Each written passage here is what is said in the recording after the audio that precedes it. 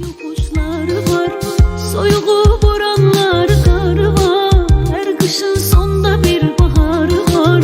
Sevgidir nurlu ümit yolumuz, dikanlı olsa da sağ solumuz.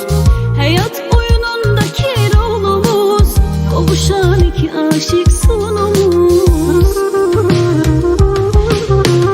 Birazca sabreyle canım benim, karşıda senle güzel günlerim. Arzularım çok, inanım benim, sana bağlı bütün ümitlerim. Birazca sabreyle canım benim, karşıda senle güzel günlerim. Arzularım çok, inanım benim, sana bağlı bütün ümitlerim.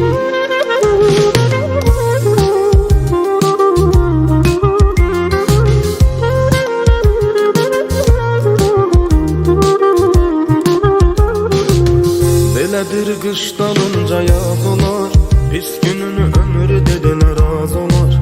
Durular suları bulanmaz olar, kara günler bembeyaz olar.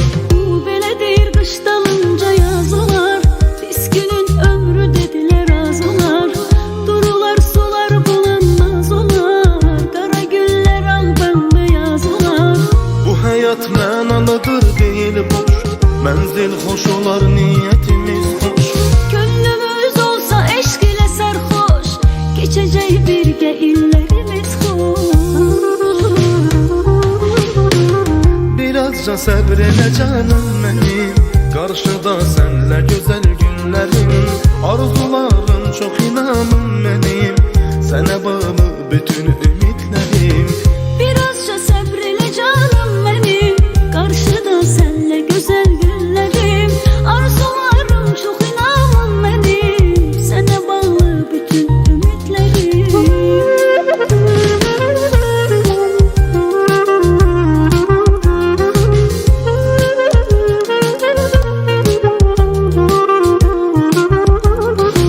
Gün gelir bu dertler biter gider, sabreyle yarım benim, sabreyle.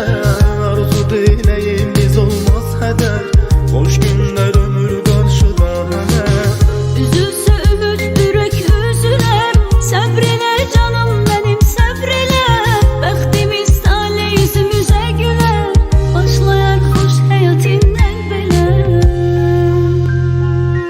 Birazca sabreyle canım benim, karşıda senle güzel günlerim. Arzularım çok, inanım benim, sana bağlı bütün ümitlerim.